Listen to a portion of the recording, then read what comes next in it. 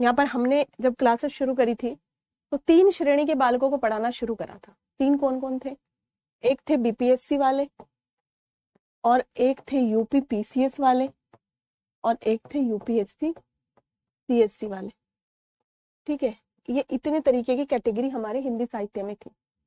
Okay, हाँ जी, मैं अच्छी हूँ मिहिर, बढ़िया, और कई दिन के बाद मुलाकात हो रही है। चलिए, यहाँ पर हमने 3 छात्रों के लिए इस क्लास को शुरू करा था। हिंदी साहित्य 3 इसमें आता है और ऑलमोस्ट सेम था। अब आपको न्यूज पता ही होगी कि यहाँ पर जो बीपीएससी है, बीपीएससी में सब्जेक्टिव पार्ट हटा करके, है ना, ऑप्शनल है ना, ऑप्शनल है यानी वैकल्पिक विषय है अभी भी, पर ये कैसा हो गया? ऑप्शनल हो गया, एमसीक्यू बेस्ड। एमसीक्यू बेस्ड आपका ऑप्शनल हो गया है। आप सभी अवेयर होंगे इस चीज से? आप सभी यहाँ पर अवेयर हैं इस चीज से? बताइए एक बार जी। आप सभी यूपीएससी वाले हैं? अच्छा, मुझे थोड़ा थोड़ा सा ये भी बताते जाएंगे कि आप कौन से वाले हैं, है ना। अब यहाँ पर ये जो अभिषेक यादव जी, आप को भी एक अपडेट से अवगत करा दूं। अभी हालांकि आधिकारिक तौर पर यह नहीं आया है ना, अभी यह आधिकारिक तौर पर नहीं आया है, परंतु यूपी पीसीएस में static GK plus UP special वाली बात चल रही है, और मेरे हिसाब से जनवरी फर्स्ट वीक तक यहाँ पर भी चीजों को क्लियरिटी हो जाएगी। ठीक है, कि इसमें भी जहां तक है ऑप्शनल के स्थान पर, अब बाकी तो आधिकारिक नोटिफिकेशन के बाद ही पता चलेगा। ठीक है, आधिकारिक नोटिफिकेशन में जहां तक है, जो अभी कवायद लगाई जा रही हैं, जितने भी अंदर बाहर के लोग हैं, 10 तरीके की बातें हो रही हैं, यहाँ पर यह बताया जा रहा है कि इस ऑप्शनल की जगह static GK plus UP special एक स्पेशली जोड़ दिया गया है। हालांकि कुछ लोगों का यह भी कहना है कि अभी ऑप्शनल नहीं हटाया जाएगा। ठीक है, ओके, ये चीजें हैं। अब जहां तक बात है वो केवल इसकी आ जाती है। अभी तक के जो सिनेरियो के आधार पर मैं कह रही हूँ, ये तो कंफर्म हो गया आप लोगों को, ये बिल्कुल कंफर्म है, ये कंफर्म होने वाला है।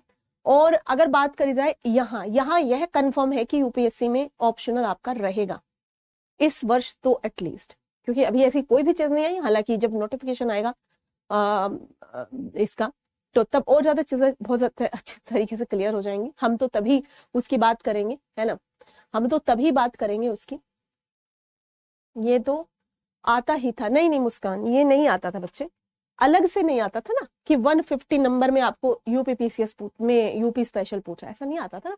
जैसे आप जनरल स्टडीज पढ़ रहे हो तो वहां पर आपने उत्तर प्रदेश का इतिहास करके एक टाइटल है, उत्तर प्रदेश की इकोनॉमी करके है, तो वो अलग था, है ना, वो अलग पार्ट है। बट ऐसे कि 150 मार्क्स का, 100 मार्क्स का, ऐसे नहीं है ना आपको, है ना, अलग अलग पेपर्स। जैसे यहाँ पर क्या किया है, यहाँ पर ऐसे जोड़ दिया है, आपने देखा बिहार का सिलेबस, यहाँ पर क्या कर दिया है, यहाँ पर ऐसे को जोड़ दिया गया है। ठीक है, तो यहाँ पर इन चीजों को जोड़ने की बात चल रही है।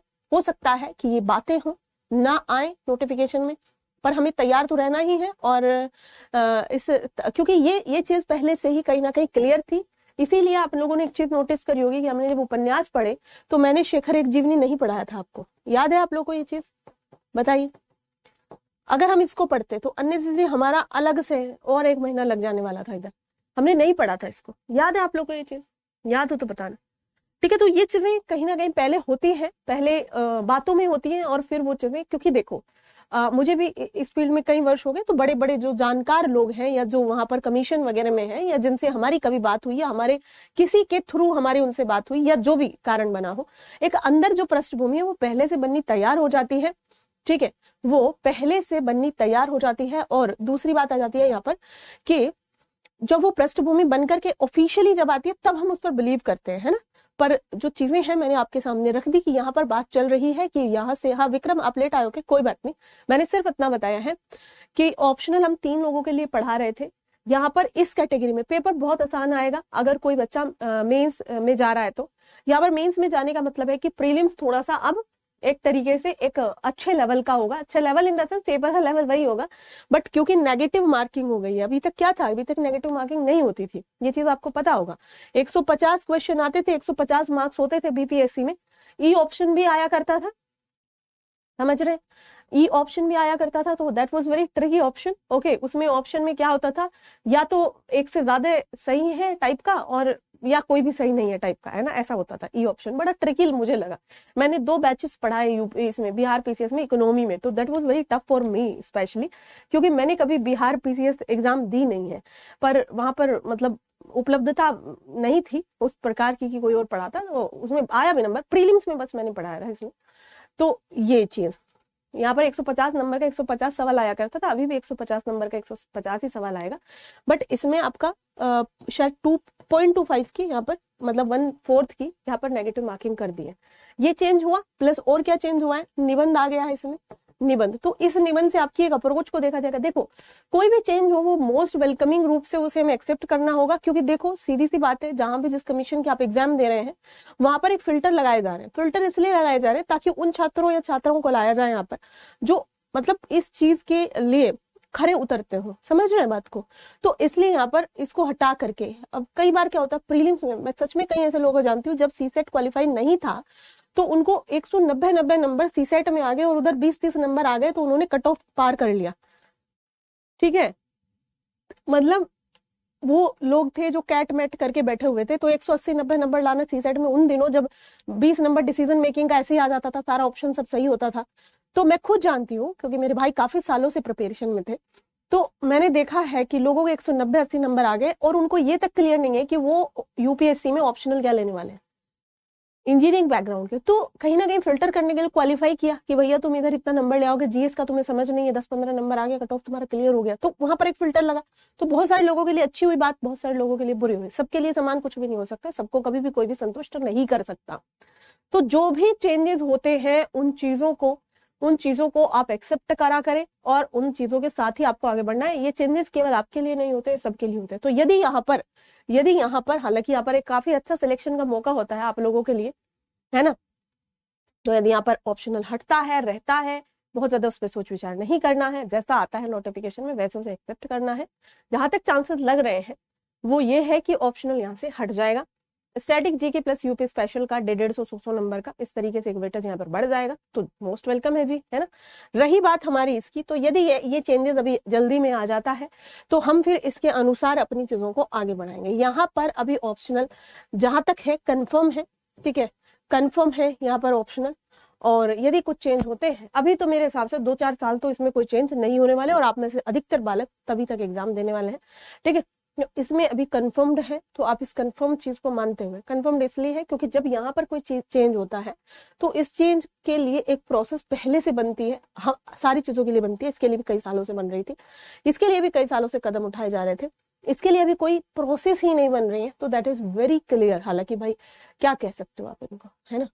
यहाँ पर यूपी स्पेशल के लिए कोई अभी आने दो, पहले आने दो, है ना,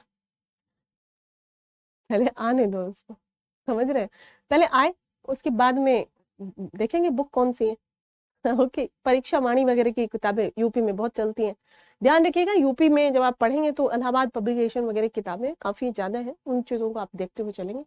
नहीं मिहिर, इसमें अभी तक तो कोई पॉसिबिलिटी नहीं है, इस साल तो कतई नहीं है, और अगले वर्ष भी नहीं है, क्योंकि इस पर जब कोई चेंज होता है तो काफी दिनों से एक जो कमेटी बैठ रही है या कोई मतलब बात चल रही है, ऐसे होता है, ऐसे मुंह उठा के कोई नहीं करेगा। राज्य में थोड़ा सा अपना रहता है, अपना हिसाब रहता है ना। सेंट्रल गवर्नमेंट में जब भी कोई चेंजेस होंगे उसके लिए एक पहले से चीजों का बनना तय है, ठीक है। तो ये रही हमारी ऑप्शनल की बात, इस पर 2-4 दिन में मेरे हिसाब से आ जाना चाहिए जो भी क्लियरिटी होगी। बाकी आपके जनवरी फर्स्ट वीक में बहुत सारी चीजें क्लियर हो जाएंगी। आप में से कितने स्टूडेंट्स हैं जो यूपीएससी के लिए तैयारी कर रहे हैं? आप में से कौन से ऐसे स्टूडेंट्स हैं जो यूपी पीसीएस के लिए तैयारी कर रहे हैं? मेंस पर होंगे मुस्कान जी, हम मेंस की ही बात कर रहे हैं, प्री में अभी कोई चेंज नहीं होगा। प्री में ऑलरेडी चेंज हो चुके हैं, 2014-15 के बाद प्री में काफी चीज हो चुकी है।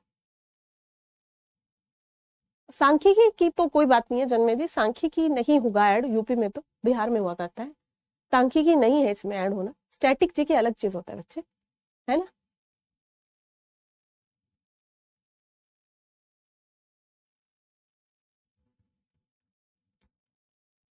हाँ ठीक है विक्रम, बिल्कुल बिल्कुल, उसमें हम बात कर लेंगे, नितिन सर की उसमें क्लासेस आपके लिए लगवा दें, ठीक है। चलिए, तो अब आपको बिल्कुल परेशान होने की आवश्यकता नहीं है कि हमारा क्या होगा, ऑप्शनल हटेगा कि नहीं। यहाँ पर आप कंफर्म रहिए, फर्म रहिए। जल्द ही इसकी नोटिफिकेशन की डेट क्या है, कब आएगा नोटिफिकेशन, कब आएगा नोटिफिकेशन बताएं। हाँ जी, यूपीएससी का नोटिफिकेशन डेट मालूम है आप लोगों को, यूपीएससी की है, बहुत सारे बच्चे यूपी पीसीएस भी हैं, कोई बात नहीं। यूपी पीसीएस से तो जो भी चेंजेस होंगे वो सबके लिए नए होते हैं, है ना, वो सबके लिए ही नए होते हैं, ठीक है। तो कोई भी ऐसी चीज की जरूरत आपको नहीं होनी चाहिए। डन जी।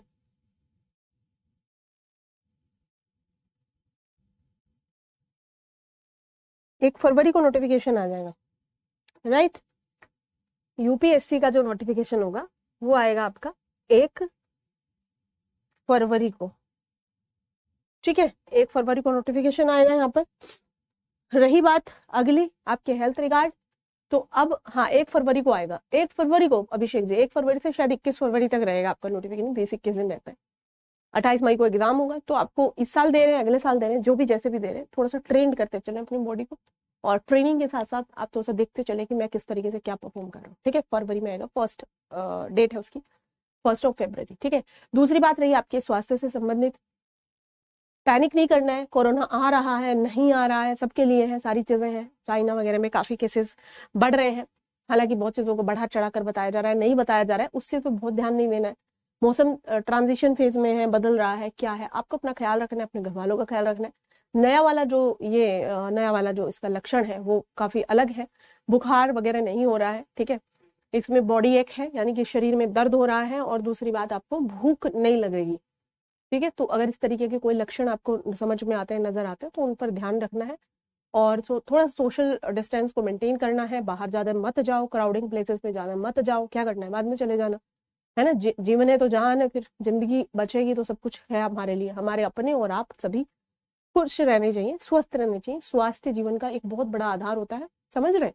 तो इन चीजों को भी आपको नजरअंदाज नहीं करना है, बिल्कुल कतई।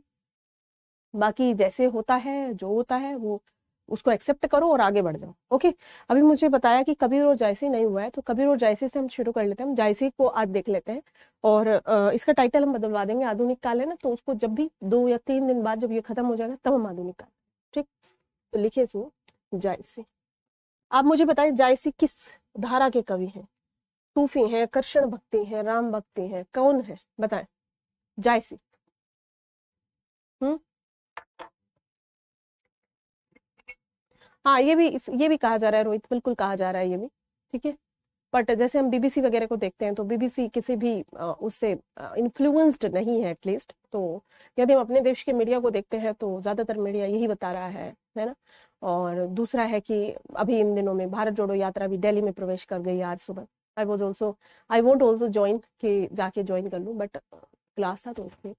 बाकी उसके लिए भी कहा जा रहा है कि you are not following social distancing, the norms of corona, तो ये भी एक पॉलिटिकल भी हो सकता है इसका एजेंडा, ठीक है जी, ओके।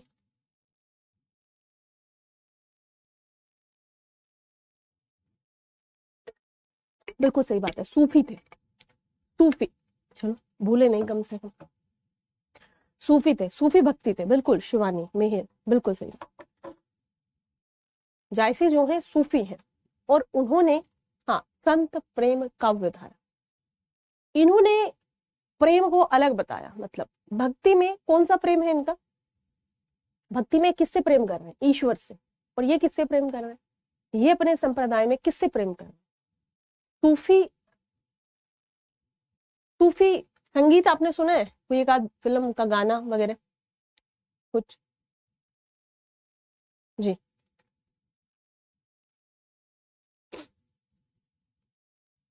सिंगल दी, पद्मावत, ये सब नाम सुने आप लोगों ने। हम्म।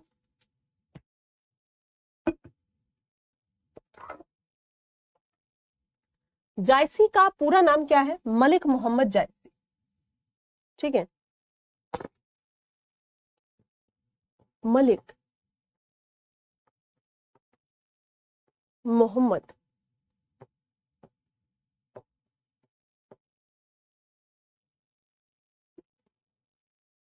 प्रेम के लिए जाना जाता है। किसके लिए जाना जाता है? प्रेम के लिए जाना जाता है। प्रेम इनकी रचनाओं में एक मूलभूत तत्व है। यहाँ पर लिखेंगे कि इनकी रचना है पद्मावत, जिसके बारे में हमें एटलीस्ट कहानी पता होना चाहिए। पद्मावत, ये वही पद्मावत है जिसके ऊपर एक पिक्चर को पिक्चराइजेशन किया गया है। पिक्चर कौन सी, नाम क्या है? देखिए, दीपिका की है, किसकी है? पद्मावत। तो कई जगह ये आर्ग्यूमेंट किया गया। एक सेना है, करणी सेना, नाम सुना होगा आप लोगों ने। तो यहां पर इसे राजपूतों के यहां पर कई सारे सीन कटवाए गए, है ना, कि हमारी माँ पद्मावती की बेइज्जती है एक तरीके से। इस चीज को इस पर लेकर के माना गया। कोई लोग कहते हैं कि नहीं, यह मलिक मोहम्मद जायसी के दिमाग की उपज है और यह केवल एक काल्पनिक रचना है, इसका किसी वास्तविक जीवन से कोई भी संबंध नहीं है, और इसके अंदर कुछ ऐतिहासिक पात्रों को लिया गया है, जैसे अलाउद्दीन खिलजी को लिया गया है, सिंगलदीप को लिया गया है, या जो भी प्लेसेस हैं उनको लिया गया है, दिल्ली में कैसे कैसे आए ये वो, और बाकी जो इसके पात्र हैं वो काल्पनिक है। जैसे कि इसमें बताया गया कि जो हीरामन है, मतलब तोता है, वो क्या करता है? वो बोलता है, समझ रहे? वो बोलता है। और इस हमारे कभी भी समाज में, जैसे हमारी दादी भी सुनाया करती थी, अगर आपको भी याद होगी तो उसमें भी तोते बोलते थे। राक्षसों की जो जीवन लीला होती थी तोतों में होती थी, रानी की जीवन, यानी कि ऐसे जो कहानियां हम लोग के समाज में प्रतिस्थापित करी गई, उसमें किसी मानव की जान, किसी मानव की जो प्राण थे वो किसी तोते में, किसी गुड़िया में वो कैद हुआ करते थे। और यदि उस तोते को, उस बुढ़िया को हार्म पहुंचाए कोई, तो उधर जैसे उसकी गर्दन मरोड़ी ऐसे, तो उधर रानी की गर्दन या शत्रु की या राक्षस की गर्दन मुरड़ जाती थी। तो ये सब चीजें कहानियों में हुआ करती थी। जैसे कुछ कहानियां आपने सुनी होगी कि एक बार कोई पत्नी और पति रहते थे, तो पत्नी ने पति के लिए कुछ कुछ पूड़ियां, हलवा ये सब बनाया। तो पति ने पूछा कि तुमने खाना खाया क्या? तो बोला हाँ मैंने खाना खाया। तो क्या खाया? तो मैंने भी यही खाया। तो उस समय प्रथा हुआ करती थी कि पेट खुल जाया करता था। ऐसा कभी संभव होगा? पेट खुल जाता था डायरेक्ट, है। और पेट में जो खाया वो साबुत रखा भी है भाई। पेट के अंदर का अगर खाना दिखा दिया तो 4 दिन खाना नहीं खाएंगे, है ना। मतलब इस फॉर्म में वो ऐसा हो जाता है ना, मतलब, है ना। तो पति ने पत्नी का पेट उठा करके खोल करके देखा सोते हुए, और उसमें सूखी रोटी, मतलब, है ना, चावल टाइप का कुछ ऐसा बिल्कुल गरीबों टाइप का कहा वो रखा हुआ है खाना। तो पति ने ढक्कन बंद किया और पत्नी को बोला कि तुमने झूठ क्यों बोला था। तो लाइक दैट। तो उस पत्नी ने ऐसी वो की, प्रे की, या ईश्वर से मान्यता ली कि हे ईश्वर, आज के बाद किसी का पेट ना खुले एटलीस्ट, क्योंकि यहाँ पर तो चक्र ही घूम गया। तो इस तरीके की कहानियां, जिन कहानियों का कोई और फोर ही नहीं होता था, जिनको हम काल्पनिक धरातल पर ही सत्य मान सकते हैं, वास्तविक धरातल से उनका कोई भी ताल्लुक नहीं होता है, ठीक है। तो ऐसी कहानियों में ये भी एक मानी जाती है, इसे कहा जाता है कि मलिक मोहम्मद जायसी की एक रचना है जो सुपर डुपर हिट रही, और इसका वास्तविक जीवन से कोई मतलब नहीं, परंतु वहीं पर समाज का एक दूसरा हिस्सा यह मानता है कि यह राजपूतों की एक जो प्रतिष्ठित एक रानी, राजा, इन सब की कहानी है, जिसमें हमारी रानी हमारी माँ है, और माँ पद्मावती का तुमने पल्लू नीचा नहीं दिखाया, उसका पेट दिख गया, कमर दिख गई, हमारी शान के खिलाफ हो गया। तो कई जगह जब यह मूवी चली तो कई जगह पर जो है हॉल वगैरह पर काफी जरा आगजनी की गई, लोगों को मारा पीटा गया, जो लोग खास तौर पे इस मूवी को देखने के लिए आए थे। तो ये सब है ना। कई जगह पर जैसे इसमें कुछ ऐसे इंसिडेंट है कि जौहर प्रथा राजपूतों में सच में हुआ करती थी। तो लास्ट में जब पद्मावती अपनी प्राणों की रक्षा नहीं कर पाती है और उसके पति को मार दिया जाता है, धोखे से ही सही मार दिया जाता है, तो उस समय पर सारी राजपूत महिलाएं जौहर के लिए बैठ जाती हैं, और शत्रु को किले के आसपास आते हुए देख करके वह डर के मारे कि हम नहीं बच पाएंगे, कोई नहीं रहा है हमारे प्राणों का रक्षा करने वाला, तो वह सारी की सारी क्या होता है, आग में जल जाती हैं।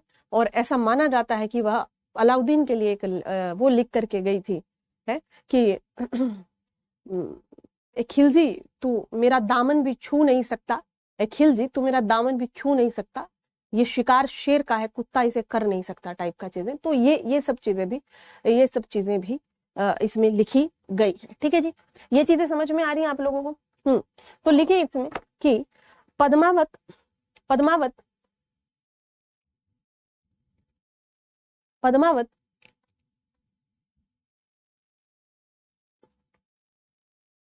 मलिक मोहम्मद जायसी के द्वारा, मलिक मोहम्मद जायसी के द्वारा रची गई महत्वपूर्ण रचना है, महत्वपूर्ण रचना है, जिसमें जिसमें जिसमें जिसमें सिंगलदीप के राजा, सिंगलदीप के राजा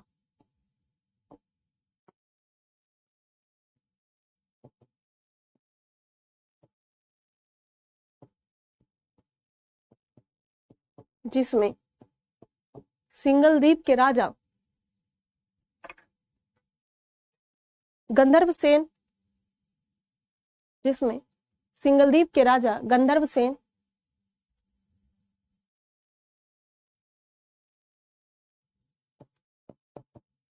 गंधर्व सेन एवं रानी चंपावती, रानी चंपावती की पुत्री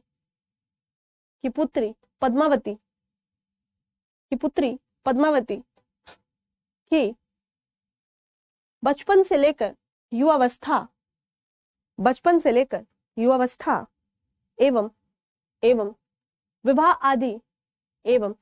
आदि की संपूर्ण कथा का वर्णन किया गया है, एवं विवाह आदि की संपूर्ण कथा का वर्णन किया गया है, संपूर्ण कथा का वर्णन किया गया है।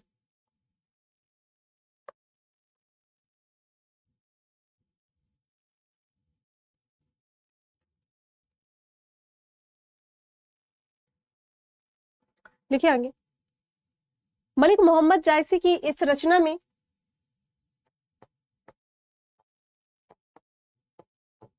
पद्मावती को सर्वसुंदरी या पद्मावती को मलिक मोहम्मद जायसी की इस रचना में पद्मावती को विश्वविख्यात सुंदरी के रूप में चित्रित किया गया, विश्वविख्यात सुंदरी के रूप में चित्रित किया गया। उनका रूप तथा सौंदर्य, उनका रूप तथा सौंदर्य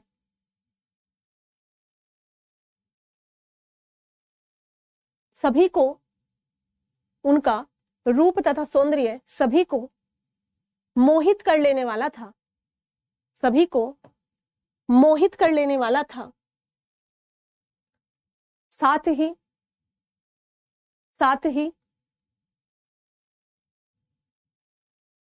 इसमें पद्मावती के एक प्रिय मित्र के रूप में, साथ ही इसमें पद्मावती के एक प्रिय मित्र के रूप में एक शुक या हीरामन नामक शुक को भी दिखाया गया है, शुक को भी दिखाया गया है, जो उनका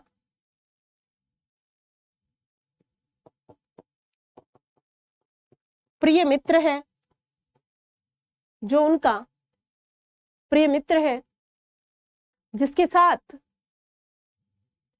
साथ वह अपने जीवन के सभी, जिसके साथ वह अपने जीवन के सभी पहलुओं को साझा करती है, अपने जीवन के सभी पहलुओं को साझा करती है एवं हीरामन उसे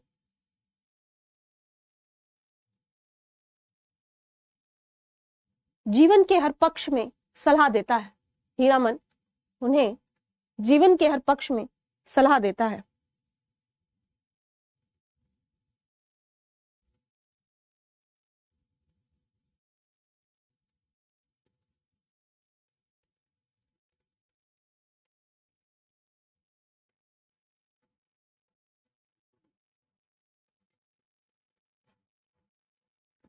पद्मावती जब युवावस्था में पहुंचती है, पद्मावती जब युवावस्था में पहुंचती है तो विवाह संबंधी प्रस्ताव पर हीरामन उसे सलाह देता है।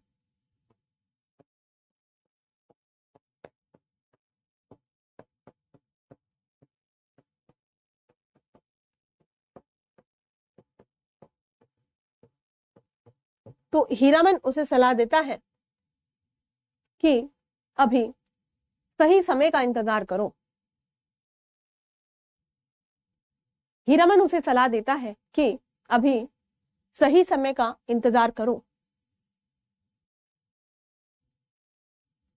अभी सही समय का इंतजार करो।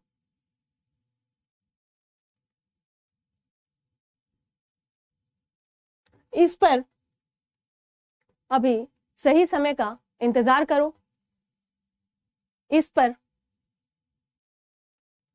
गंधर्वसेन को यह लगता है, इस पर गंधर्वसेन को यह लगता है, यह लगता है, इस पर गंधर्वसेन को यह लगता है कि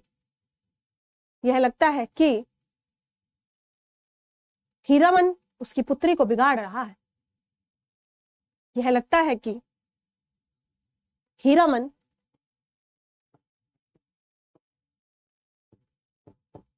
उसकी पुत्री को बिगाड़ रहा है। अतः वह हीरामन को मरवाने का आदेश दे देता है। अतः वह हीरामन को मरवाने का आदेश दे देता है। हीरामन को मरवाने का आदेश दे देता है। अतः वह हीरामन को मरवाने का आदेश दे देता है।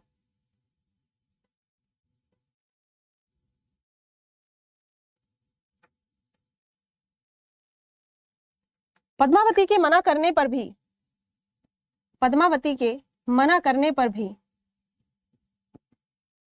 हीरामन वहां से भाग जाता है। पद्मावती के मना करने पर भी हीरामन वहां से भाग जाता है तथा एक बहेलिये के द्वारा पकड़ा जाता है। बहेलिया समझते हैं, तथा एक बहेलिये के द्वारा पकड़ा जाता है, जिसे कुछ रुपयों में एक ब्राह्मण को बहेलिया बेच देता है। ब्राह्मण को कुछ रुपयों में बेच देता है, जिसके पास से हीरामन राजा रत्नसेन के पास पहुंचता है। जिसके पास से हीरामन राजा रत्नसेन के पास पहुंचता है। समझ में आ रहा है? लिख रहे हो? कहाँ सो सी गए तुम? है राजा रत्नसेन के पास पहुंचता है। लिख लिया?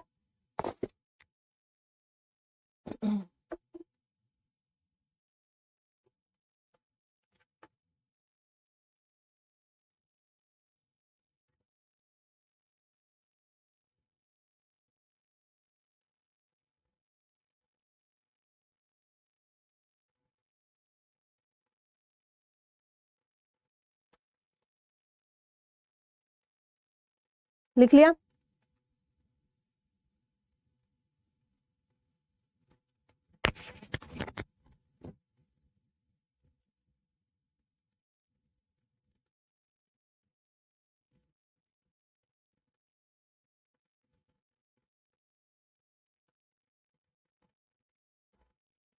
हाँ जी, लास्ट लाइन रिपीट। क्या था लास्ट लाइन? ब्राह्मण को बेच देता है, जिसे राजा रत्नसेन के यहाँ पर वो छोड़ आता है। ठीक है, यानी राजा रत्नसेन के पास पहुंच गया बच्चा, है ना। बहेलिये के द्वारा पकड़ा गया, ब्राह्मण को बेच दिया और ब्राह्मण ने उसे कहां पर, अच्छा खो जाते हो। वेरी गुड संगीता, लिख लिया? कोई बता दे। राजा रत्नसेन के पास में पहुंच गए, अब क्या हुआ?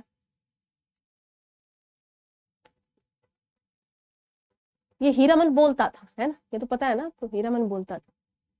हीरामन की बोलने की कला के कारण, हीरामन की बोलने की, हीरामन की बोलने की कला के कारण जब भी रत्नसेन की पत्नी नागमती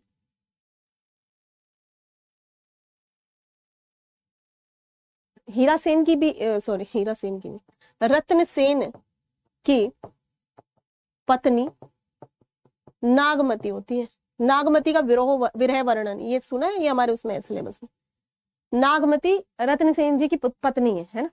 तो नागमती को किसी भी औरत को अपनी प्रशंसा सुनना बहुत अच्छा लगता है, तुम कितनी खूबसूरत हो मानिया, और बता मेरे बारे में, और बता।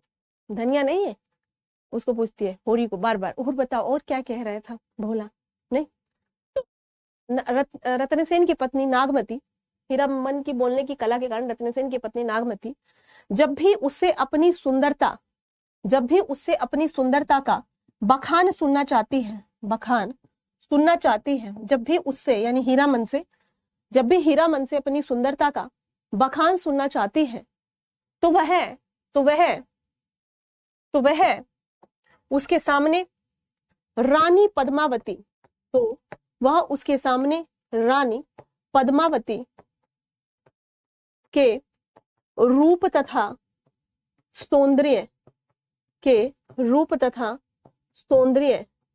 वह उसके सामने रानी पद्मावती के रूप तथा सौंदर्य का पुरजोर वर्णन करना शुरू कर देता है, पुरजोर वर्णन करना शुरू कर देता है।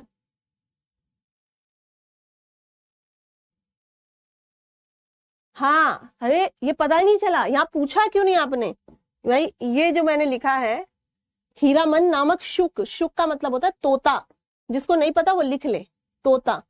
हीरामन तोता था, है ना, उड़ के पहुंच जाता था कहीं। बहेलिया कौन होते हैं, पकड़ते पक्षियों को, यार ऐसा मत करो, ठीक है। हीरामन नामक तोता था उसके पास, तो वो उसका पुरजोर वर्णन करना शुरू कर देता था। अब इधर आग लगी इसके नागमती ने सोचा मेरे सामने तो कह रहा है, ये है पगलेट, ये उनके सामने भी कह देगा रत्नसेन जी के, और अपने पति पर पूर्ण विश्वास था नहीं कि मुझे छोड़ के उससे कर लेगा शादी, पद्मावती से, इतनी सुंदर मार सुंदर दुनिया भर। तो ऐसा करती हूँ, मैं इसे मरवा देती हूँ। बेचारे को कई बार जो है मरवाने की कोशिश करी गई, उसने भी उसको मारने छोड़ दिया। पर इधर जो रत्नसेन की धायमा थी, वो क्योंकि जानती थी कि रत्नसेन का बड़ा अटैचमेंट है इससे, तोते से, तो उसने उसकी अटैचमेंट के चलते और राजा रत्नसेन से डर के चलते उसको छिपा दिया, और जब राजा ने पूछा तो फिर निकाल दिया, है ना। बहुत बढ़िया, किसी से समझे। चलो, पुरजोर वर्णन करता था। रानी नागमती के मन में यह चिंता कौंध गई या पैदा हो गई, जो भी आप लिखे, कौंध गई, जागृत हो गई, पैदा हो गई, कि यही प्रशंसा, यह अगर राजा रत्नसेन के समक्ष कर दे कि यही प्रशंसा हीरामन यदि राजा रत्नसेन के समक्ष कर दे या सामने कर दे, तो राजा रत्नसेन संभवतः मुझे त्याग सकते हैं। तो राजा रत्नसेन, नेहा को लाइन बताओ तरुण, तो राजा रत्नसेन मुझे त्याग सकते हैं, अतः उन्होंने हीरामन को, अतः नागमती ने हीरामन को मरवाने का आदेश दे दिया। तो नागमती ने हीरामन को मरवाने का आदेश दे दिया। कितने बालक हैं जिन्होंने ये कहानी ऑलरेडी सुनी हुई है? ये काव्य में लिखी है या गद्य में लिखी है? कोई है बताएगा जी, बताएं मुझे कि ये जो है ये काव्य में है या गद्य में है, किस में है? ये जो जायसी की, मलिक मोहम्मद जायसी की जो रचना है, बताएं, थोड़ा सा होमवर्क बताएं फटाफट से, किस में लिखी है ये? बताएंगे किस में लिखी है ये? काव्य में या गद्य में लिखी है? किस में लिखी है? तो नागमती जो है उसको मरवाने का वो कर देती हैं।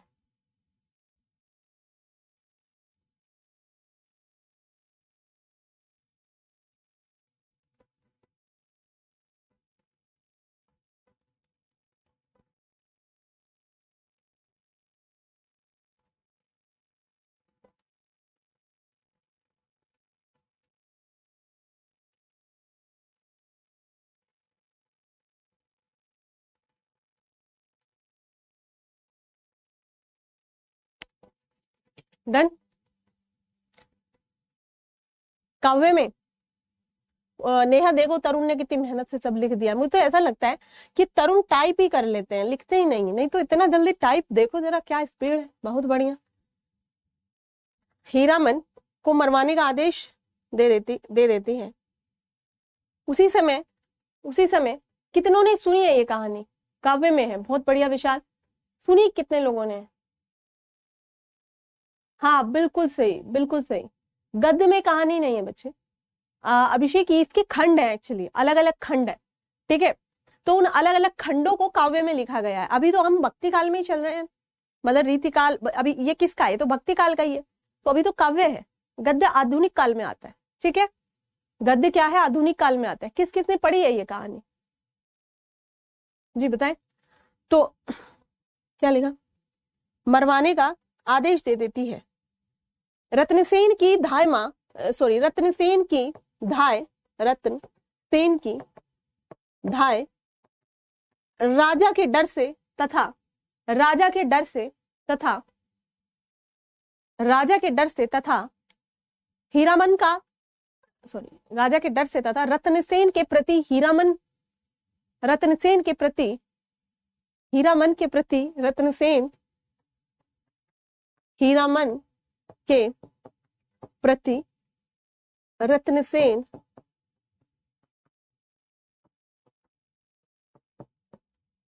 का स्नेह के कारण उसे छिपा लेती है। हीरामन को छिपा लेती है। हीरामन को छिपा लेती है। हीरामन को छिपा लेती है। हीरामन को छिपा लेती है। हीरामन को छिपा लेती है। और रत्नसेन के पूछे जाने पर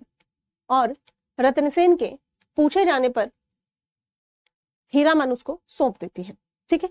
और रत्नसेन के पूछे जाने पर हीरामन उनको सौंप देती है, ठीक है। वो उसको पूछ रहा था बेचारा, हीरामन उनको सौंप देती है।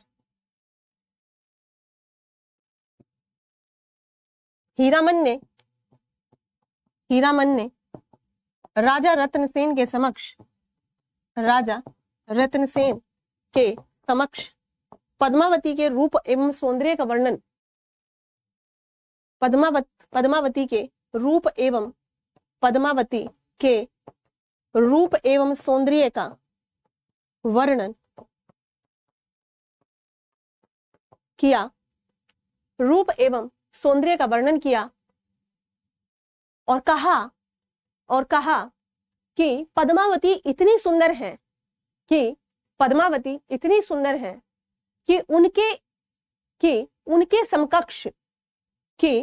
उनके समकक्ष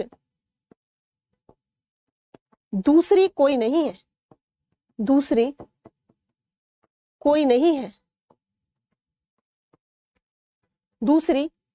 है। इतने विस्तार में पद्मावती का नखशिख वर्णन सुनने के बाद, इतने विस्तार में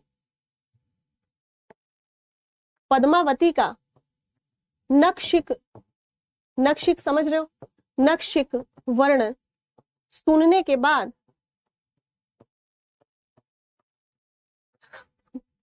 राजा रत्नसेन मूर्छित होकर गिर पड़ते हैं। राजा रत्नसेन मूर्छित होकर गिर पड़ते हैं। बताइए, इतनी सुंदर। एक्चुअली क्या है इनको इनकी सुंदरता सुनने के बाद कई लोग मूर्छित होकर गिरेंगे। अभी देखना, कई लोग क्या यही 2-3 बार गिरेंगे, अभी मूर्छित होकर गिर पड़ते हैं। राजा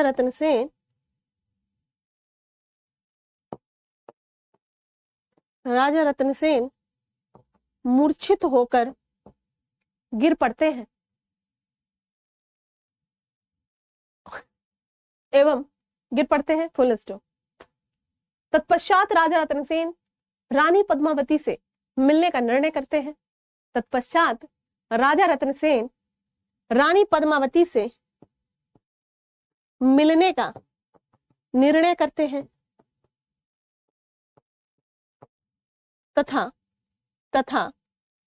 हीरामन के साथ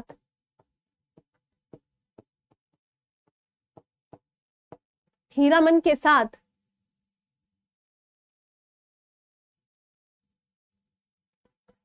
के भाई नेहा की तारीफ करो रे। हीरामन के साथ साधु का वेश बनाकर 1600 अन्य साधुओं को लेकर, साधु का वेश बनाकर 1600 अन्य साधुओं को लेकर सिंगलदीप की तरफ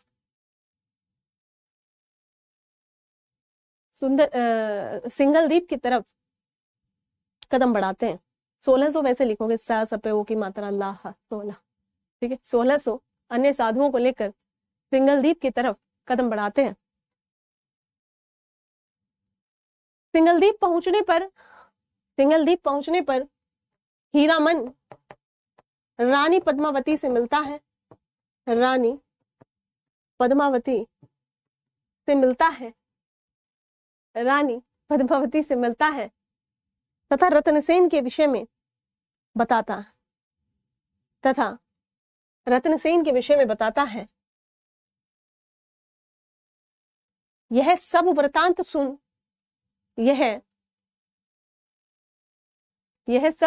सुन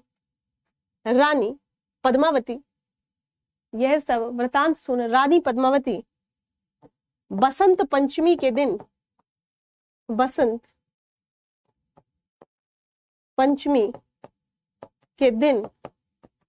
मंदिर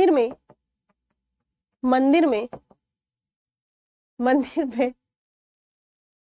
राजा रत्नसेन से मिलने पहुंचती हैं। मीटिंग होती है, राजा रत्नसेन से मिलने पहुंचती हैं।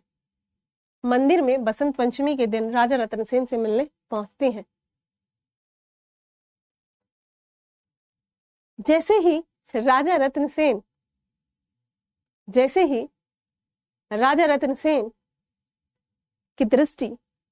की दृष्टि रानी पद्मावती पर पड़ती है, जैसे ही राजा रत्नसेन की दृष्टि रानी पद्मावती पर पड़ती है, वह उन्हें प्रथम दृष्टि देखते ही मूर्छित हो जाते हैं।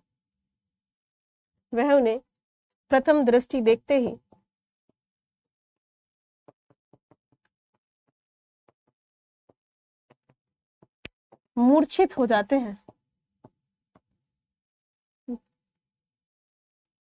प्रथम दृष्टि देखते ही मूर्छित हो जाते हैं।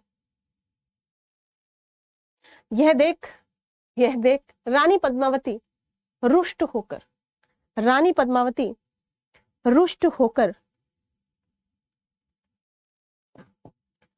उनके हृदय पर चंदन से लिखती है, तुम्हें भिक्षा मांगनी भी नहीं आती,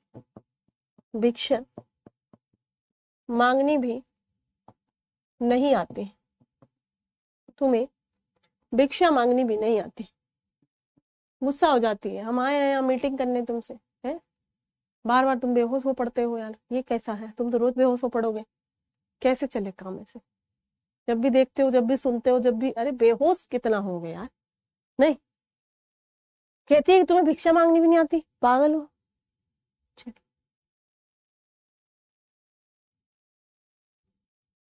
ठीक है, आगे। सेकंड टाइम बेहोश नहीं।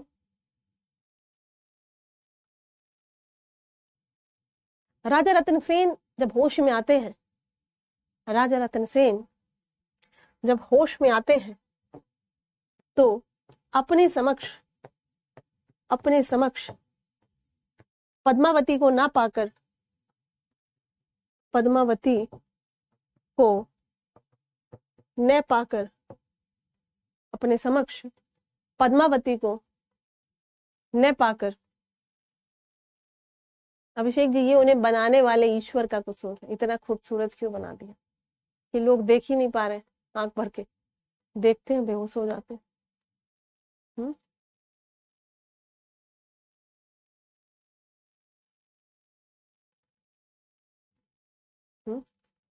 चलो, अपने समक्ष पद्मावती को न पाकर डायरेक्ट आत्मदाह का निर्णय, सुसाइड, आत्मदाह का निर्णय कर लेते हैं, आत्मदाह का निर्णय कर लेते हैं,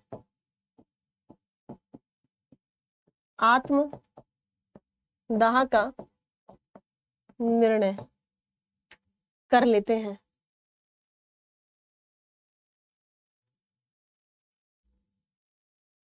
ट्रीटमेंट कराना चाहिए, बिल्कुल सही बात। आत्मदाह का निर्णय कर लेते हैं। तभी उनके समक्ष शिव एवं पार्वती प्रकट हो जाते हैं, शिव एवं पार्वती प्रकट हो जाते हैं तथा पद्मावती को प्राप्त करने का तरीका बताते हैं, पद्मावती को प्राप्त करने का एक तरीका बताते हैं तथा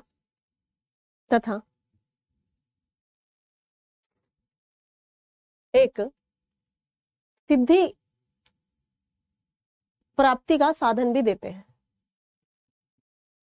जैसे नहीं होता कि छोटा किताब आता है या कोई यंत्र टाइप का, है ना, सिद्धि प्राप्ति का साधन भी उनको देते हैं। ठीक है भाई, इतनी मदद करी, चलो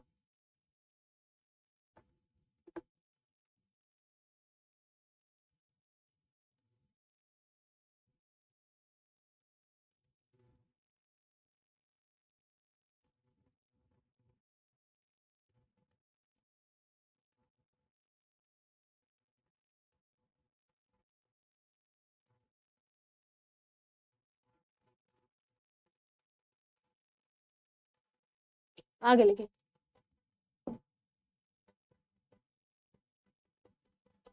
अब तो सिद्धि यंत्र आ गया पास में, अब पता है कि पद्मावती मिल जाएगी। जा करके सिंगल द्वीप पे चढ़ाई कर देते हैं साधु के वेश में। अब भाई किसी के भी पिताजी हो अपनी बिटिया के लिए, और वो भी रूप सुंदर में, मतलब मिस यूनिवर्स, मिस ब्रह्मांड, मिस वर्ल्ड, सब कुछ रिकॉर्ड पार कर रही थी, तो ऐसी पुत्री के लिए कोई भी पिताजी चाहेंगे कि कोई बहुत प्रतापी महापराक्रमी टाइप का राजा, इतना मतलब ढीठ, मतलब इतना पागल टाइप का आदमी 1600 लोगों लेके चल दिया कटोरा लेके, कौन शादी करेगा? उसे क्या पता कौन है।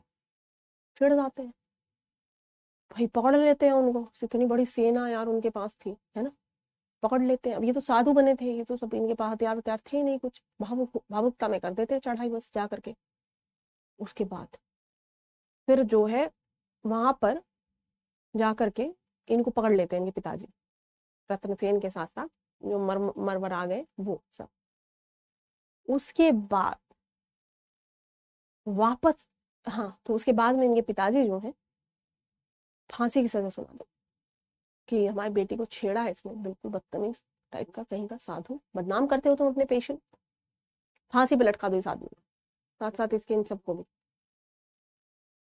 फिर से शिव जी आते हैं बेचारे प्रकट होने, फिर वो बताते हैं कि ये राजा रत्नसेन है, चित्तौड़ के बहुत प्रतापी राजा हैं, और ये तुम्हारी पुत्री के प्रेम में पागला गए हैं, बार बार बेहोश हो जाते हैं।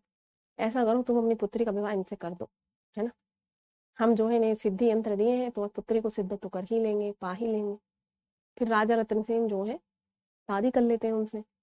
तभी क्या होता है कि उधर पता चलता है मैडम को, दूसरी वाली को, नागमती को, तो नागमती मैडम जो है तड़प रही है वियोग में। उधर फिर जायसी करेंगे ना वियोग वर्णन, संयोग वियोग दोनों है, इधर संयोग है उधर वियोग है, तो वियोग में वो तड़प रही है, विरह है, एक पक्षी आता है, पक्षी सारे बोलते हैं इनके काल में। पक्षी आता है, बताता है नागवती कितनी परेशान है, उधर चिंतित है बेचारी, पागल हो चुकी है तुम्हारे प्रेम में, और तुम यहाँ दूसरा प्रेम कर बैठे हो, शादी कर लिया, ना कोई लीगल नोटिस, ना कोई तलाक हुआ, ना कुछ हुआ है, कुछ भी। तो उसके बाद में ये नागवती ये मनाते हैं रत्नावती, कौन थी ये, पद्मावती को, कहते ऐसा है चलो उधर चलते हैं, उधर हमारी एक और बीवी हम इंतजार कर रही हैं, अब बहुत हुआ तुम्हारा संयोग, अब देखते हैं उसको उसका क्या हो। ठीक है, उसके बाद ये चल देते हैं उधर उनको लेकर के मैडम को। वहां जाकर जो होता है, क्या होता है, सौतनों में भैया पति को शेयर नहीं करेंगे, चाहे दुनिया की जो आ जाए, दोनों में अलग कलेश मच जाते हैं। तो वियोग वर्ण जो विरह वर्णन है नागमती का, वो भी हमारे सिलेबस में है। ठीक है, उसके बाद में दोनों में कलेश कलह बहुत, मतलब रत्नसेन के लिए तो माथे का दर्द हो गया सारा दिन। नहीं, उसके बाद में मनाता पुरचाता है जैसे भी उसे रत्नावती पद्मावती को। उसके बाद में जो है इनके एक बच्चा होता है, ठीक है, पुत्र प्राप्ति हो जाती है। चलो लिखो फटाफट कि सिद्धि प्राप्ति। हाँ, भावावेश में आकर, भावावेश में आकर रत्नसेन पिंगल द्वीप पर चढ़ाई कर देता है। भावावेश में रत्नसेन पिंगल द्वीप पर चढ़ाई कर देता है। भावावेश में रत्नसेन पिंगल द्वीप पर चढ़ाई कर देता है, जिसके उपरांत पकड़े जाने पर गंधर्व सेन उसे फांसी की सजा सुनाता है। गंधर्व सेन उसे फांसी की सजा सुनाता है। तभी शिवजी भगवान, इनका अलग असाइनमेंट चल रहा है, तो इसीलिए कहा जाता है ना कि ये काल्पनिक है। शिवजी भगवान आ जाते थे क्या अलाउद्दीन के समय में? एक तरफ अलाउद्दीन, एक तरफ शिवजी भगवान आ जाते थे। तभी शिवजी भगवान प्रकट होकर के रत्नसेन के बारे में, तभी शिवजी भगवान प्रकट होकर के रत्नसेन के बारे में गंधर्व सेन को बताते हैं, रत्नसेन की वास्तविक स्थिति के बारे में कि कौन है क्या है ना। रत्नसेन की वास्तविक स्थिति के बारे में गंधर्व सेन को बताते हैं, और दोनों के विवाह संपन्न, दोनों का विवाह संपन्न, दोनों का विवाह संपन्न कराने की सलाह देते हैं। दोनों का विवाह संपन्न कराने की सलाह देते हैं। इसी बीच रत्नसेन और रानी पद्मावती पिंगलद्वीप में, इसी बीच रानी पद्मावती और रत्नसेन पिंगलद्वीप में अपने वैवाहिक जीवन का आनंद लेते हैं।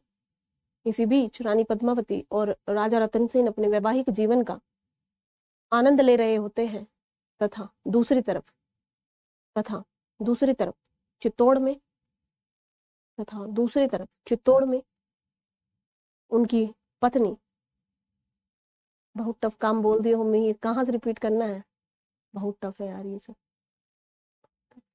इट्स वेरी टफ, क्योंकि जब तक आपका मुझे आता है message last line, I don't know आप कौन सी लाइन की बात कर रहे हो। अब की बात है, मैंने कुछ लिखा भी नहीं,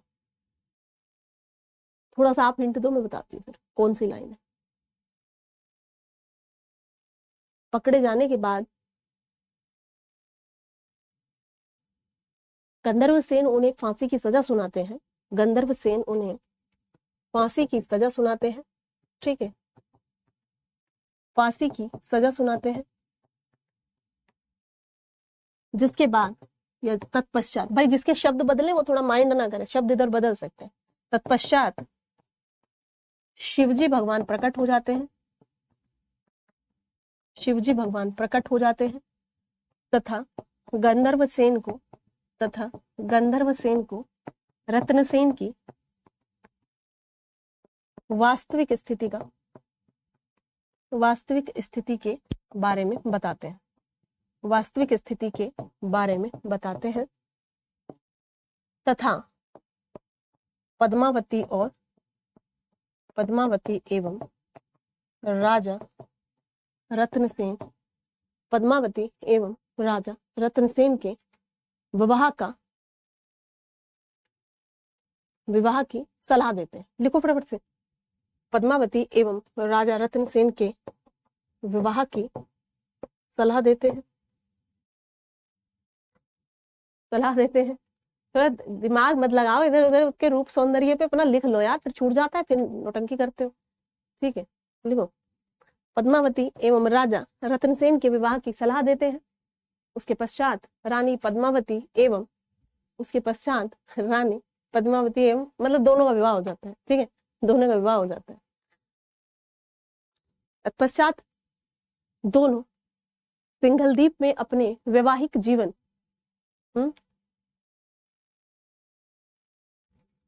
वैवाहिक जीवन दोनों ना अपना एक जो पीक टाइम होता है, ये अच्छा समय होता है।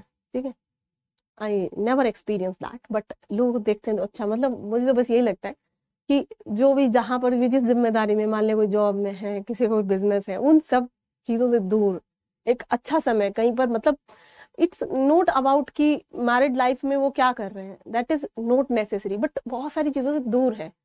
ऑफिशियल ग्रुप नहीं है कोई, उसमें कोई चिंता का विषय नहीं है ना, कोई रिश्तेदार ज्यादा डिस्टर्ब नहीं कर रहा है।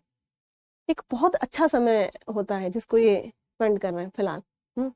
तो ये यहाँ पर अपना वैवाहिक जीवन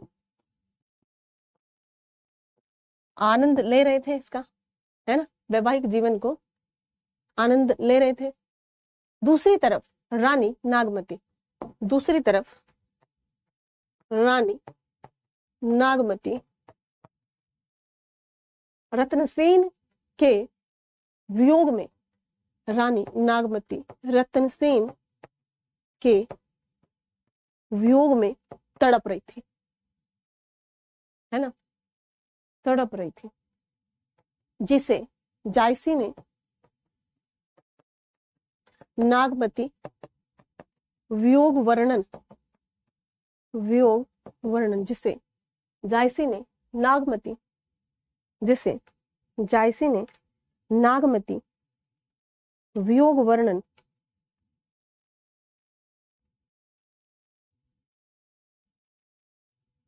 ठीक है, वियोग वर्णन के माध्यम से, जिसे जायसी ने नागमती वियोग वर्णन के माध्यम से विस्तार पूर्वक एक खंड में, विस्तार पूर्वक एक खंड में दर्शाया है। उसी समय कोई पक्षी सिंगलदीप आकर, कोई पक्षी सिंगलदीप आकर राजा रतनसेन को नागमती की स्थिति का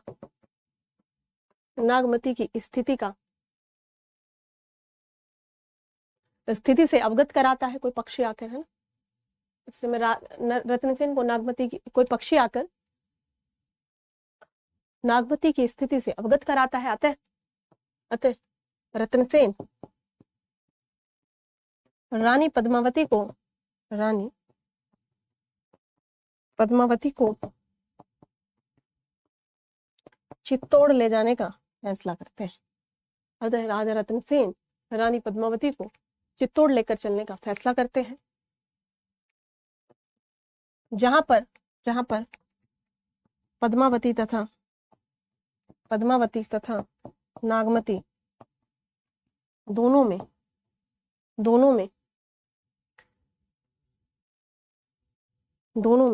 द्वेष उत्पन्न होता है। दोनों में द्वेष उत्पन्न होता है।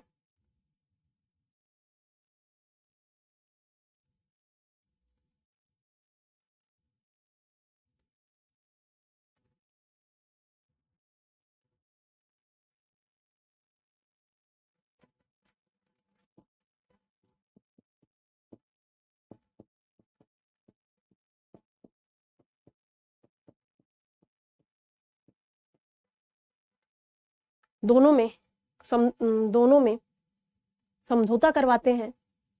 समझौता करवाते होंगे बेचारे, हैं कि तुम्हारे साथ इतने दिन हम रहेंगे, तुम्हारे साथ, तुम भैया आपस में मत लड़ो यार, हमारी जिंदगी झंड मत करो भाई, है ना, हम इतनी पत्नियों से शादी कर लिए, मैनेज करना हमारा काम है, नहीं जो परिस्थिति है जैसी, क्या ही करे, समझौता करवाते हैं जिसके 1 वर्ष बाद दोनों को एक एक पुत्र उत्पन्न हो जाते हैं, कमल सेन और नागसेन, नहीं नागसेन, नागमती का होगा।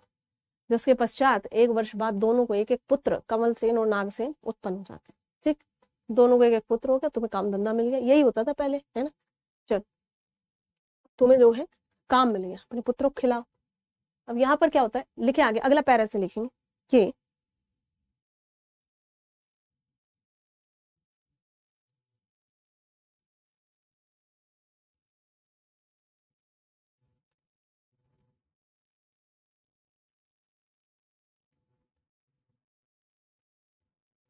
लिखे इसमें कि पद्मावती विवाह के समय, पद्मावती विवाह के समय, क्या कह रहे हो, क्या पूछ रहे हो, पद्मसेन से अच्छा मानस पृथ्वीराज ने कह रहे, मतलब एक से एक एग्जाम्पल भरा पड़ा है, किसी ने किस कैसे कैसे मैनेज किया, मत ही पूछो भाई।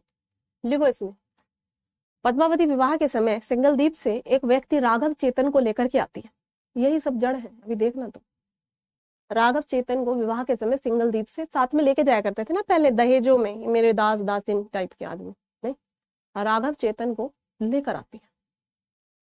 एक बार लिख रहे हो ना, लिख रहे हो, एक बार राघव चेतन का कोई झूठ, एक बार राघव चेतन का कोई झूठ राजा रतन सिंह पकड़ लेता है।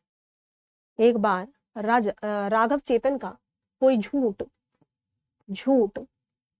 राजा रतन सिंह पकड़ लेता है तथा दरबार से निकाल देता है। तथा भाई क्यों तुम झूठ बोल रहे हो, ऊपर से तुम यार आर्ग्यूमेंट कर रहे हो, तो निकाल देगा राजा। तथा उसे दरबार से निकाल देता है। इस अपमान का बदला लेने के लिए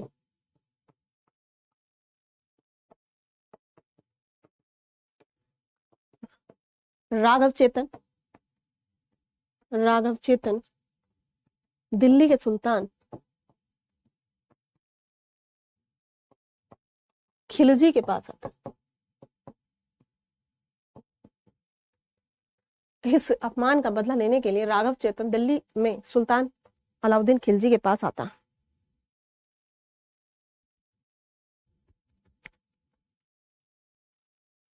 खिलजी के पास आता है। खिलजी के समक्ष राघव चेतन खिलजी के समक्ष राघव चेतन रानी पद्मावती के रूप तथा सौंदर्य का, राघव चेतन रानी पद्मावती, बताइए जिस थाली खा रहे हो उसी थाली तुम छेद कर रहे हो, उसी के साथ आए थे तुम और उसी का तुम, अरे तुम्हें उससे परेशानी थी तो राजा से तुम बदला लेते, यार इस औरत से क्या चाहिए तुम्हें। तो रानी पद्मावती के नख शिख सौंदर्य वर्णन का अतिशय, मतलब एक तो है ही थी वो बहुत सुंदर, नो डाउट, अतिशय मतलब दबा के अतिशय वर्णन करता, अतिशय बखान करता है, फिर बेहोश, जिसे सुनकर अलाउद्दीन खिलजी मूर्छित हो जाता।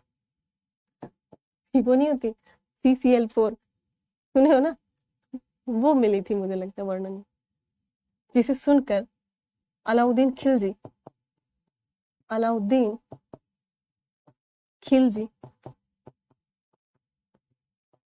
मूर्छित हो जाता है। अलाउद्दीन खिलजी मूर्छित हो जाता है।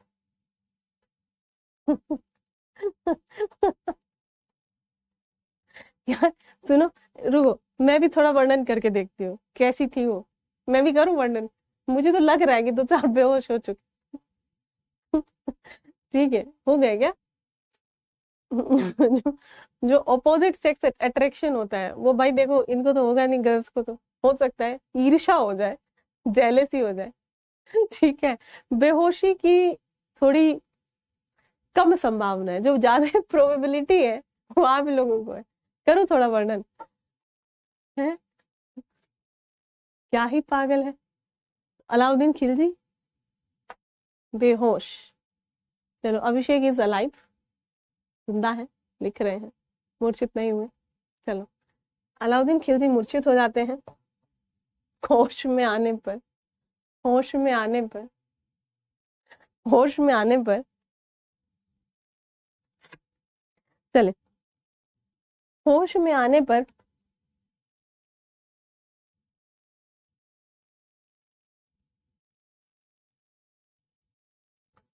रत्नसेन से, रत्नसेन से, रत्नसेन से युद्ध करने के लिए चल पड़ते हैं।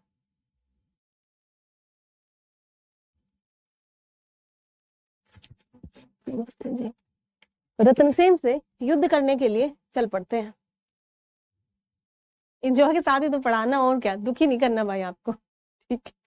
हाँ, मैं करूं विशाल, आधे 2-4 हो जाएंगे सच्ची में बेहोश। ठीक है, लिखो इसमें, मूर्छित हो जाते, हो गया। और होश में आने पर एकदम कतई तीर भाले उठा लेते हैं। होश में आने पर रत्नसेन से युद्ध करने के लिए चित्तौड़ की तरफ रवाना हो जाते हैं। रत्नसेन एवं खिलजी में लगातार लगातार 10-12 वर्षों तक, 10-12 वर्षों तक युद्ध चलता है। 10-12 वर्षों तक युद्ध चलता है, जिसमें हार या जीत का कोई निश्चित परिणाम नहीं आने पर, जिसमें हार या जीत का कोई निश्चित परिणाम नहीं आने पर,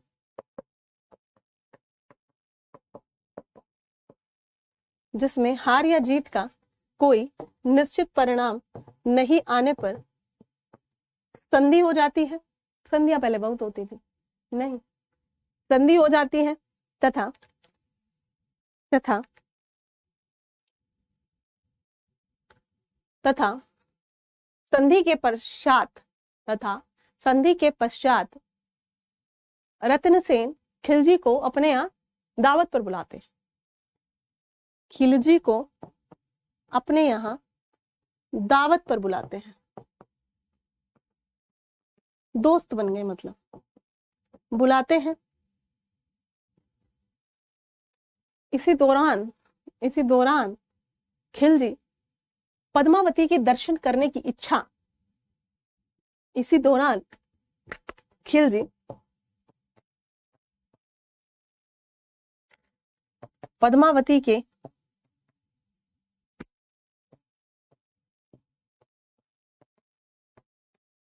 दर्शनाभिलाषी,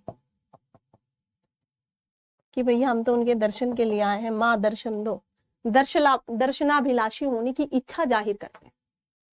दर्शनाभिलाषी होने की इच्छा जाहिर करते हैं। अब ये भी भैया राजपूत थे, ये कहते हमारे घर की औरतें पराए मर्दों के सामने नहीं आती, अतः तुम उनको प्रतिबिंब में देख लो, दर्पण लगा देते हैं। ठीक है, दर्शनाभिलाषी होने की इच्छा जाहिर करता है। और रानी पद्मावती को प्रतिबिंब में देखने के, रानी पद्मावती को प्रतिबिंब में, दर्पण में, रानी पद्मावती का प्रतिबिंब दर्पण में देखने के पश्चात, एवं रानी पद्मावती का प्रतिबिंब दर्पण में देखने के पश्चात खिलजी मूर्छित होकर गिर पड़ते हैं। भैया मूर्छित होना हो गए, क्या हो गया, नहीं? ठीक है, पद्मावती का प्रतिबिंब दर्पण में देखने के पश्चात खिलजी पुनः मूर्छित हो जाते हैं। पुनः मूर्छित, नहीं, क्या ही पागल हो गए हैं। उसके बाद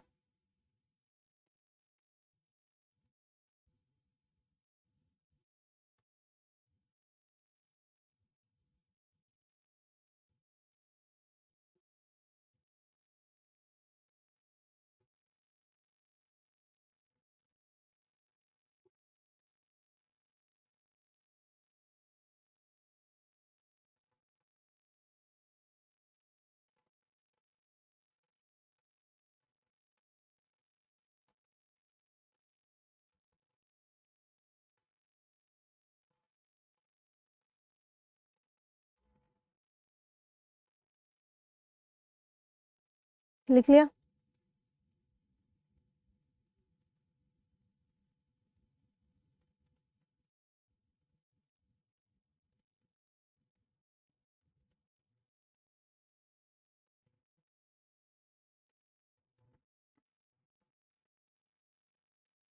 खिलजी पुनः मूर्छित, तत्पश्चात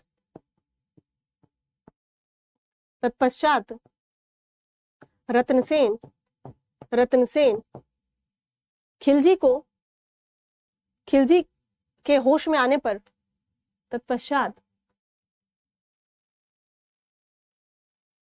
उनका नहीं डिटेल है भाई संगीता, हो सकता है वो भी हो गए हो, वो भी ऊपर बैठे बैठे सोचते हो किसने बनाया तुम्हें, नहीं।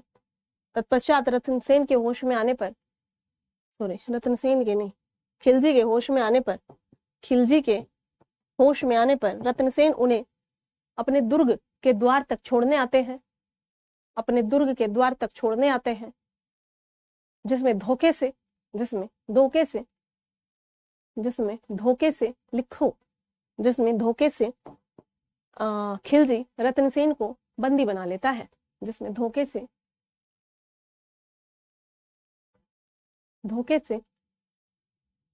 रत्नसेन को बंदी बनाकर दिल्ली ले जाता है, बंदी बनाकर दिल्ली ले जाता है, बंदी बनाकर दिल्ली ले जाता है। तत्पश्चात अब भैया ये तो चला गया उधर, अब आ रहे हैं रानी को भर भर ऑफर पे ऑफर, वो तो गया, तुम हमारे पास आ जाओ चल के। तो उसी दरमियान एक राजा होता है देवपाल, ऐसा बताया गया है इनके उसमें है, देवपाल का एक प्रपोजल आता है, ठीक है। तो कई क्या आते हैं देवपाल का, इसलिए मैंने बताया क्योंकि देवपाल ही है जिससे उसके आने के बाद में युद्ध होने वाला है अब, है ना। तो वो चला गया, दिल्ली ले गए उसको, दिल्ली ले गए। इसी बीच रानी पद्मावती को कई राजाओं के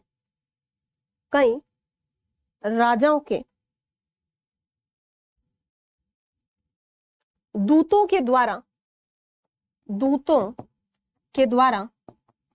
संदेश आते हैं, इसी में राजा देवपाल भी अपने दूत के द्वारा रानी को संदेश भेजता है, इसी में राजा देवपाल भी रानी पद्मावती को अपने दूत के द्वारा संदेश भेजता है, दूत तो समझते हो ना, मैसेंजर, संदेश भेजता है। रानी पद्मावती देवपाल के दूत को रानी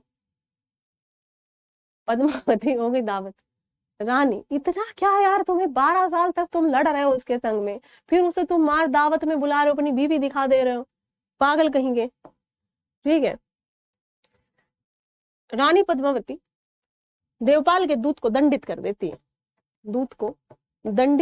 है, ये कहीं भी है नहीं इस तरीके से, मतलब दंडित करना। अब ये तो हमारे आज के वैदेशिक संबंधों में भी नहीं है, किसी का कोई आया अगर वो मर गया तो विश्व स्तर पे बहुत वो होती है, कोई बीमारी से भी मर गया था, ठीक है।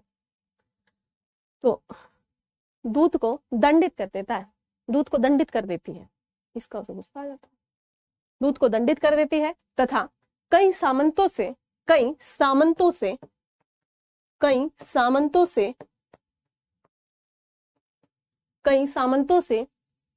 राजा रत्नसेन को छुड़ा लाने की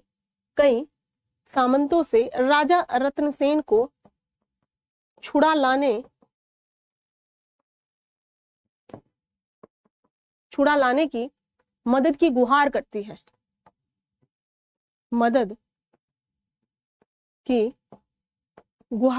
है, भैया एक बात बताओ यार, वो बीच का कांटा हट गया है ही नहीं, तो कौन सामंत जाएगा उसको तुम्हें वापस बुलवाने? पद्मावती की किसी उस पे वो आती आंच, तो सारे राजा सामंत आ जाते इकट्ठे हो गए, चलो पद्मावती को बुला के लाते हैं, उसको कौन लाएगा बुलवाने? मदद की गुहार करती है। इसी बीच गोरा बादल, यहाँ पर काफी इंपॉर्टेंट कैरेक्टर है, गोरा बादल तैयार होते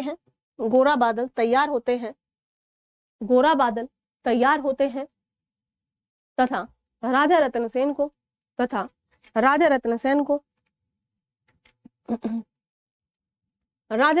को दिल्ली से छुड़ा लाने के लिए तैयारी शुरू करते हैं। लिखो फटाफट से, तैयारी शुरू करते हैं और 1600 पालकी, 1600 इनका मुझे लगता फेवरेट नंबर था, उधर भी 1600 गए थे, इधर भी 1600 पालकियों में, 1600 पालकियों में तैयारी करके दिल्ली की तरफ प्रस्थान करते हैं, है ना। 1600 पालकियों में तैयारी करके दिल्ली की तरफ प्रस्थान करते हैं, जिनमें जिनमें जिनमें एक पालकी में जिनमें एक पालकी में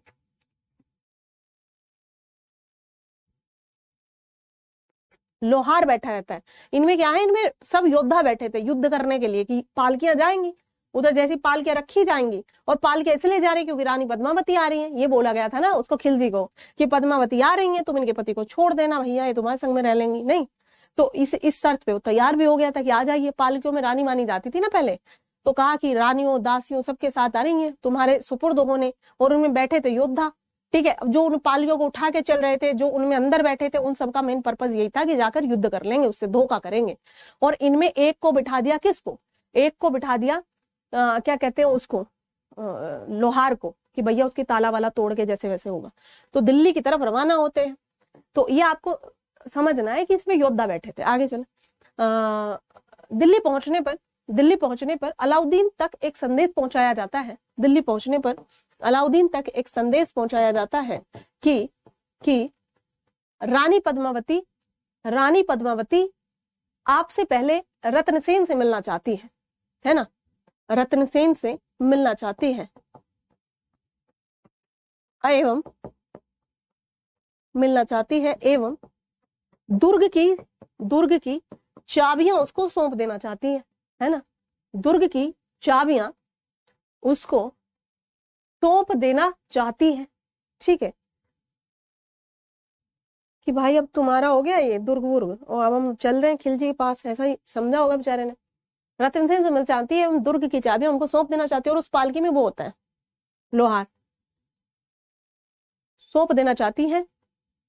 वो पालकी जेल के द्वार पर जाती है, वो पालकी जेल के द्वार पर जाती है, एवं गोरा बादल की सेना गोरा बादल की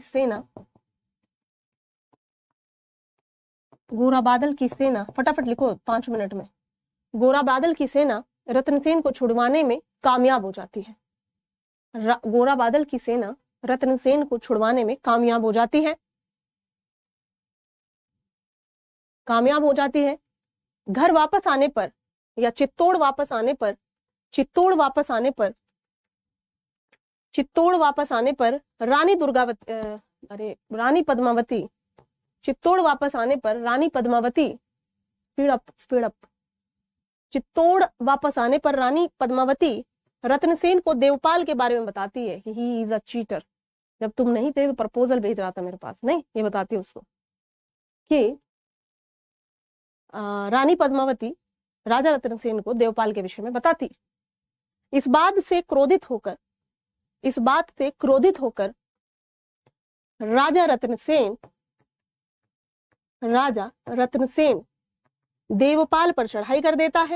देवपाल पर चढ़ाई कर देता है, इस बात से क्रोधित होकर राजा रत्नसेन देवपाल पर चढ़ाई कर देता है, जिसमें भयंकर युद्ध के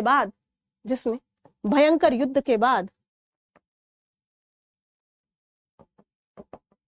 रत्नसेन विजयी होता है, परंतु अधिक चोट लग जाने के कारण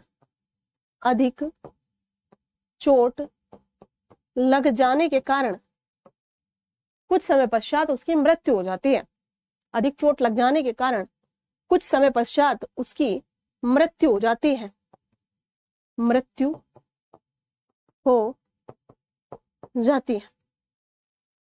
कुछ समय पश्चात क्या हो जाता है? मृत्यु हो जाती है। नहीं, आगे लिखो कि दूसरी तरफ अलाउद्दीन खिलजी दिल्ली से पद्मावती को प्राप्त करने के लिए, अब तो वैसे भी रास्ता साफ था, पद्मावती को प्राप्त करने के लिए सेना सहित चित्तौड़ की तरफ रवाना होता है।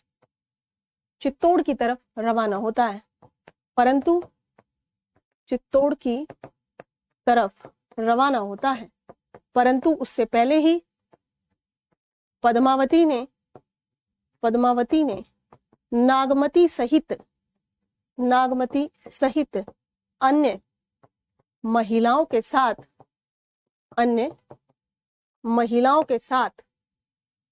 अपने आप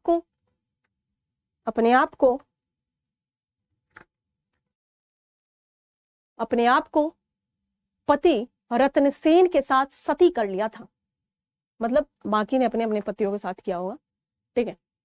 अन्य महिलाओं के साथ सती प्रथा थी उस समय, ठीक है। जोहर होता था, जोहर राजपूत महिलाओं में, जब उनके पति सब मर जाते थे, कोई रक्षक नहीं रहता, मर जाती खुद ही, सती कर लिया होता है। एवं अलाउद्दीन को केवल पद्मावती की राख मिलती है। केवल राख मिली बेचारे को, ठीक है। तो इसी में कुछ भावुक टाइप के कवियों ने लिखा है कि वो लिख के मरती है खून से, कहते नहीं कि ये खिलजी तू मेरा दामन भी छू नहीं सकता, ये शिकार शेर का है, कुत्ता इसे कर नहीं सकता, ठीक है। तो ये थी। अब इसमें अलग अलग खंड है, लगभग 50, 60, 70 खंड है, छोटे छोटे खंड है, उनकी सब व्याख्या है। ये व्याख्या यही है, ठीक है, पूरी की पूरी व्याख्या है। समझ में आई चीज? भावुक जो बालक हुआ वो अपने होश में आ जाए वापस, ठीक है। कहानी का क्रक्स याद होना चाहिए, जो भी इसमें काव्य मिलेगा आपको उसी में से मिलेगा, ठीक।